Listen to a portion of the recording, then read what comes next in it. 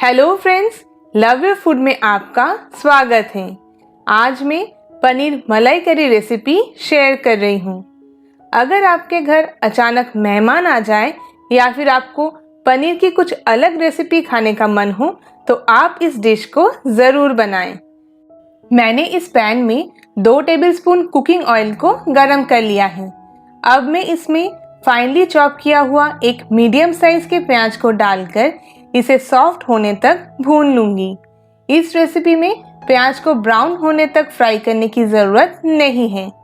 तो मैंने प्याज को थोड़ा फ्राई कर लिया है। अब मैं इसमें 1 टीस्पून अदरक लहसुन का पेस्ट डालकर इसे भी थोड़ी देर के लिए भून लूंगी। जब तक ये फ्राई होता है मैं एक मसाला पेस्ट बना लेती हूँ। मैंने इस कटोरी में 2 टेबलस्पून दही को अच्छे से फेंट लिया है।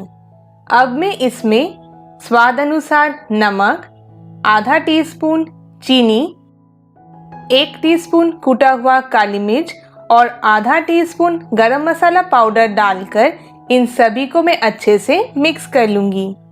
मसाला मिक्स्ड दही को सब्जी में ऐड करने से दही नहीं फटती है और आप एक ही बार में सारे मसाले सब्जी में ऐड कर सकती हैं।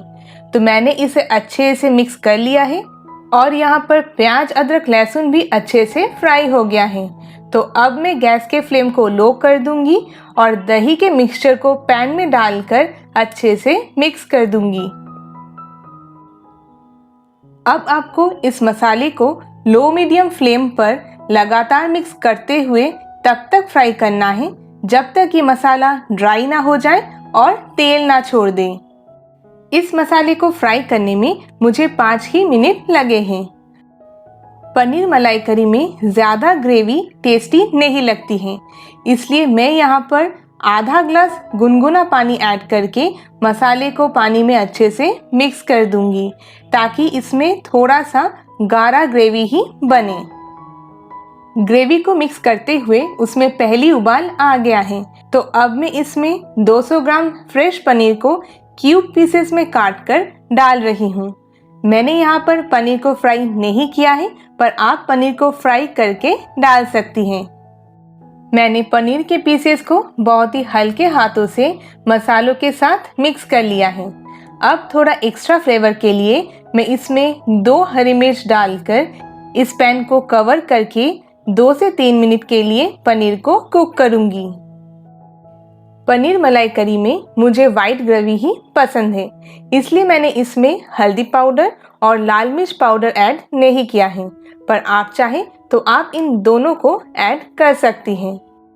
अभी पनीर एकदम सॉफ्ट हो चुका है और उसका कच्चा टेस्ट भी चला गया है।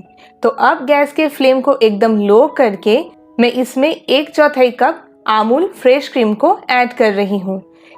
इसके जगह पर आप दूध के मलाई को भी ऐड कर सकती हैं। साथ में 1 टीस्पून कसूरी मेथी को हल्का क्रश करके ऐड करूंगी और इन सभी को अच्छे से मिक्स कर दूंगी। अक्सर हम जब भी फ्रेश क्रीम का टेट्रा पैक लाते हैं तो थोड़ा उसमें से बच जाता है, जिससे आप इस तरह से पनीर मलाई करी या फिर एग मलाई करी भी बना सकती हैं।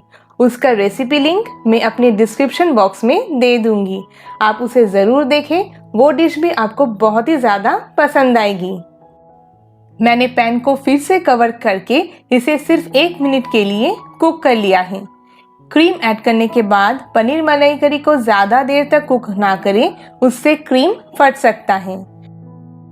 अब ये ग्रेवी भी गाढ़ा हो चुका है और पनीर भी बिल्कुल कुक हो चुका है। तो अब मैं गैस को बंद कर दूंगी। तो फिर बहुत ही टेस्टी पनीर मलाई करी बनकर तैयार है।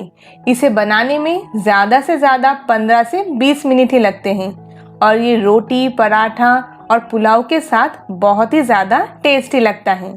तो आप इस रेसिपी को ज़रूर बनाएं और आपको ये कैसी लगी मुझे कमेंट करके बताएं।